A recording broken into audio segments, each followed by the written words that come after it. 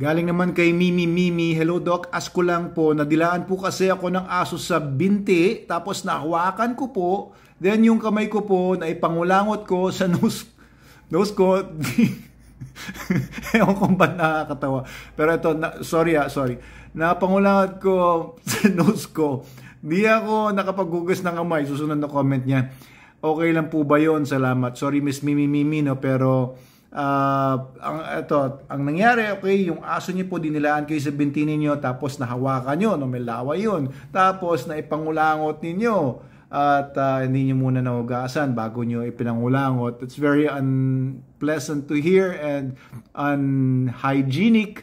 And kung may rabies yung laway ng aso ninyo, opo, it's a possible transmission, okay? So, rabies can be transmitted. Pwedeng i-transmit ang rabies through bites, at saka yung sugat, no? Nadilaan yung sugat, and through mucosa. So, yung laway na punta sa mucosa. Ano ba yung mucosa? Ito po yung soft tissue na naglaline yon sa ilong, sa loob, hanggang sa loob ng baga. Yung surface niya, mucosa ang tawag doon, or mucous membrane. Ganun din yung sa eyelids natin yan. Mucosa yan, as well as sa ihian, yung ari, at saka sa puwitan. Ayan, mga mucosal membranes po yan. Kaya pwedeng ma-penetrate ng rabies virus ang katawan natin through sugat and mucosa. Ayan, so it's possible po, kung may rabies. Meron din po nagtatanong kung yung aso naman po ay alaga lang sa bahay, hindi naman nakakasalamuha ng mga stray dogs and stray cats sa labas, may posibilidad ba na magka-rabies yung aso ko kung nasa loob naman ng bahay at nababakunahan naman ng anti-rabies?